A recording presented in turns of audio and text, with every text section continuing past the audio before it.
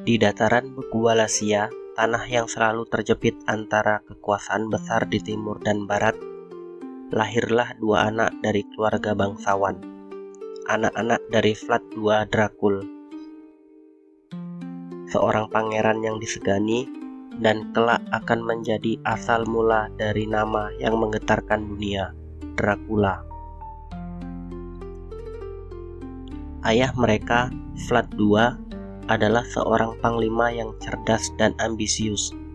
Ia tergabung dalam Ordo Naga, Order of the Dragon, sebuah organisasi kesatria Kristen yang didirikan untuk melindungi Eropa dari ekspansi Kekaisaran Ottoman. Sebagai anggota Ordo itu, Vlad II mendapat gelar kehormatan Dracul dari bahasa Latin Draco yang artinya naga. Tapi dalam bahasa rakyat, terutama di Rumania, Dracul juga berarti iblis. Itulah ironi pertama, nama kebanggaan diubah jadi kutukan. Anak sulungnya bernama Vlad yang nantinya dikenal sebagai Vlad III Dracul atau anak Dracul. Adiknya bernama Radu yang kelak disebut Radu Selvrumos, artinya Radu si tampan. Keduanya dibesarkan dalam dunia yang penuh intrik, darah, dan ketakutan.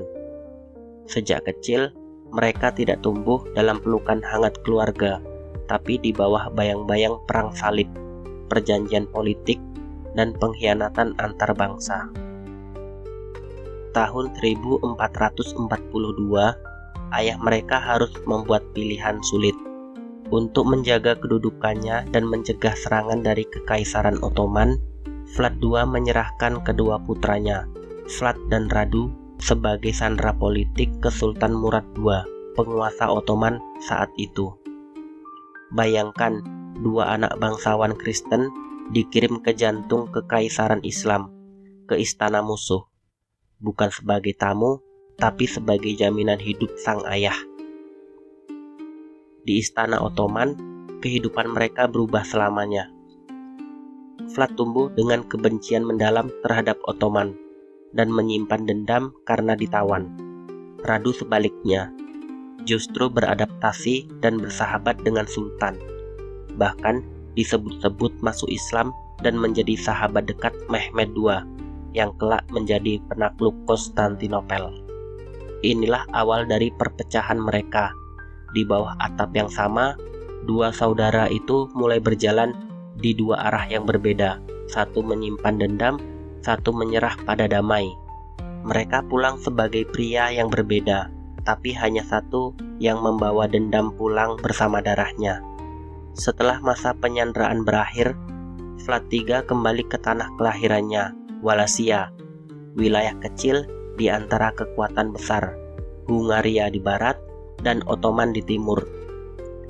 Wallachia bukan kerajaan kuat, tapi tanah strategis yang diperebutkan. Dan Vlad, dia tidak pulang sebagai anak kecil lagi. Dia pulang sebagai sosok yang keras, penuh luka batin, dan tanpa ampun. Pada usia muda, Vlad mulai merebut tahta Wallachia. Kadang didukung oleh Hungaria, kadang berjuang sendiri. Tapi satu hal yang tak pernah berubah. Ia bersumpah untuk tak pernah tunduk pada Ottoman lagi. Untuk menjaga kekuasaannya, Vlad menerapkan rezim besi dan teror brutal. Ia menyiksa bangsawan yang mengkhianatinya, menyula ribuan musuh, ditusuk dari bawah hingga tembus dada, dan dibiarkan hidup selama berjam-jam, membakar desa yang tunduk pada Ottoman, membunuh pengkhianat tanpa ampun, bahkan rakyatnya sendiri jika dianggap lemah. Dia mendapat julukan mengerikan dari musuh-musuhnya, Vlad Tepes atau Vlad si penyula. Bagi musuh, dia monster. Bagi rakyat yang setia, dia pelindung kejam. Bagi Eropa Kristen, dia benteng terakhir dari serangan Islam Ottoman. Tapi bagi Ottoman, dia adalah duri berdarah di tenggorokan kekhalifahan. Di sisi lain, Radu tidak pernah kembali ke Wallachia sebagai pemberontak. ia tetap di sisi Sultan Mehmed II. Ketika Mehmed menaklukkan Konstantinopel pada tahun 1453, Radu ada di barisan dalamnya sebagai penasihat dan sahabat Sultan. Saat Vlad makin brutal di Wallachia, Ottoman menunjuk Radu untuk menggantikan saudaranya, dan tak disangka, rakyat Wallachia justru menyambut Radu dengan senyum dan harapan.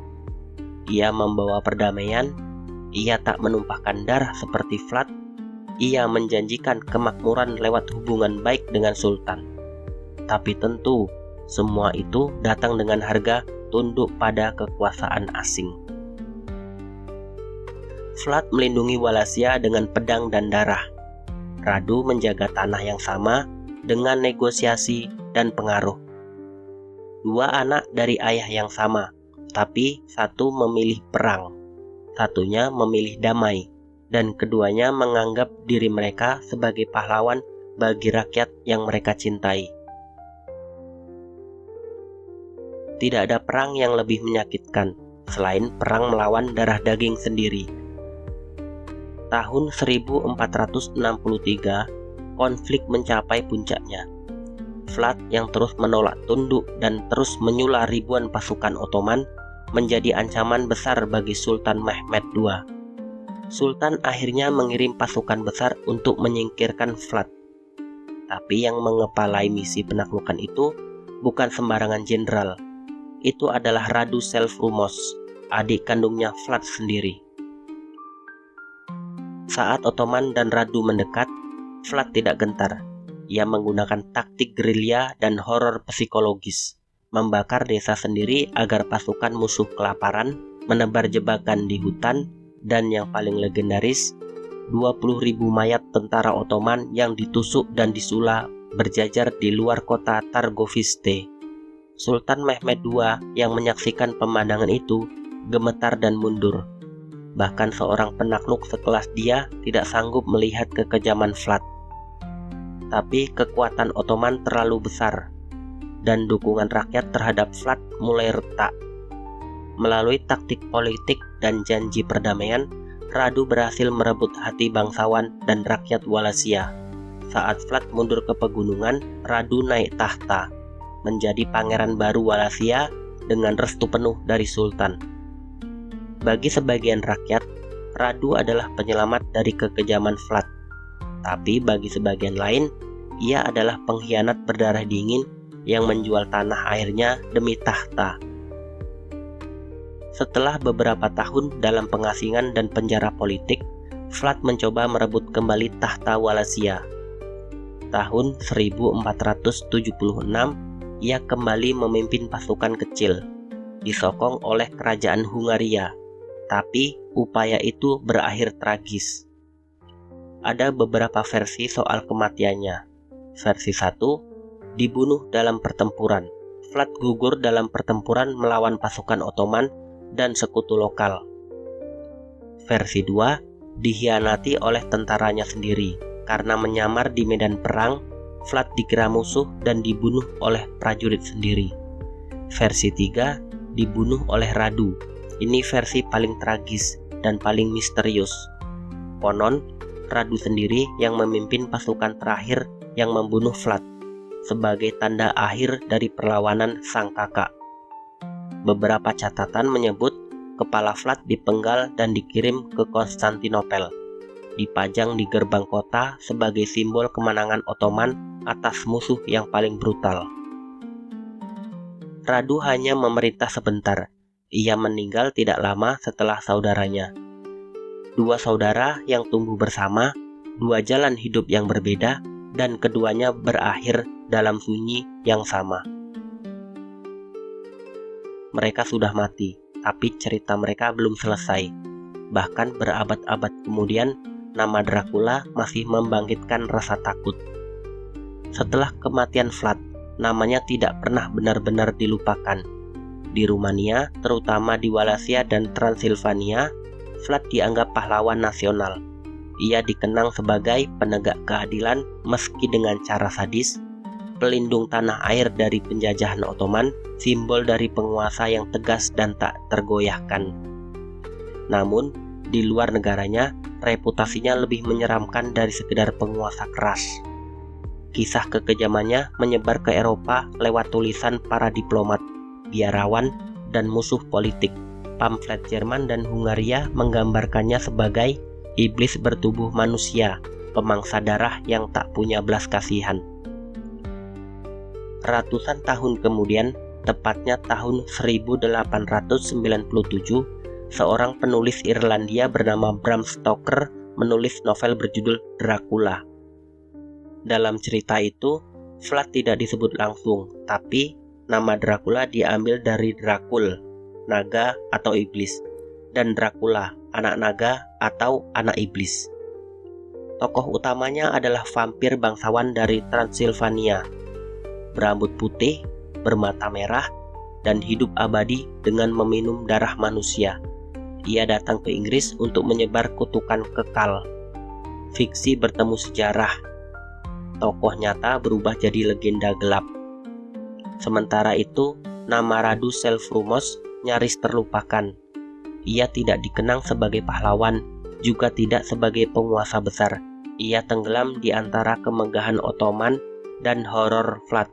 Namun, bagi yang mengenalnya lebih dalam, Radu adalah potret dari seorang adik yang terjebak di antara cinta darah dan kepentingan negara. Ia mungkin bukan pengkhianat, hanya seorang yang memilih jalan berbeda. Vlad dikenang sebagai legenda berdarah dan abadi dalam wujud vampir. Radu dikenang sebagai bayangan yang tenang, yang mungkin menyesal, mungkin tidak. Tapi satu hal yang pasti, mereka lahir dari darah yang sama, tapi berjalan di jalan yang berbeda.